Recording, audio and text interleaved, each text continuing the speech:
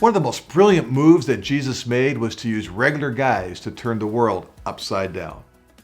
He could have swayed the religious elite who knew how to manage and lead people to be his followers, but instead, Jesus chose 12 men who were very ordinary and common. And if Jesus could take these 12 men and transform them into the building blocks of a global movement, he could do that with anybody. We know that of the 12 apostles who followed Jesus, that Peter, James, John, and Andrew were fishermen, and Matthew was a tax collector.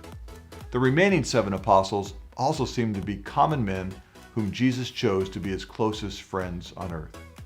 With limited time, Jesus immediately began to disciple them. After spending a whole night in prayer, Jesus chose 12 men to pour his life into, to see them be transformed into amazing leaders. We find the record of his choosing these 12 men in Mark 3:13 through 15. Here's what we read there.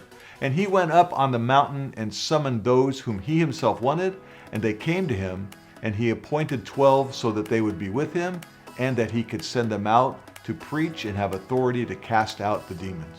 The 12 men Jesus chose only knew him for a few weeks at best, but these are men that Jesus wanted to be with him, ordinary men.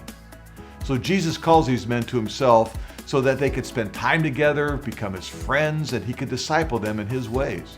He wanted to be with them, but simultaneously, and that's really important, at the same time as being with them, he sent them out.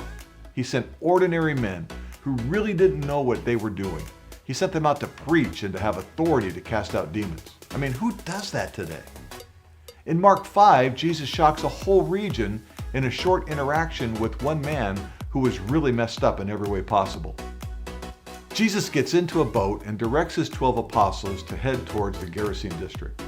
As soon as the boat hits the sand and the apostles get out to secure the boat, a naked, bleeding, disheveled man runs up to Jesus and bows down, screaming, "What business do we have with each other, Jesus, Son of the Most High God? I implore you, by God, do not torment me." Jesus had noticed him far away and had already been commanding the demons to come out of this man. This man had no friends, no money, was emotionally unstable, was tormented by a legion of demons. Jesus commanded the demons to come out, and he sent them into a herd of 2,000 pigs. Once the demons entered the pigs, they ran off a cliff into the sea where they drowned.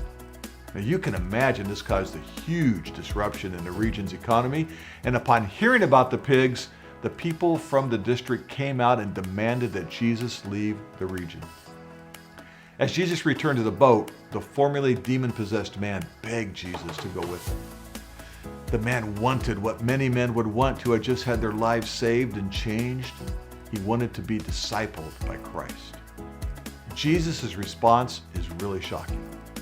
He says, "And he did not let him, but he said to him, 'Go home to your people and report to them what great things the Lord has done for you and how he had mercy on you.'" Did Jesus just turn away someone from following him? Or was this a stroke of genius that would add to the swell of people who would believe in him? Well, the answer is found in the last sentence of the story. We read, "And he went away and began to proclaim in Decapolis what great things Jesus had done for him, and everyone was amazed." Ordinary, common people. That is who Jesus is using to impact entire regions and even the world. And I believe he wants to use you to do the same.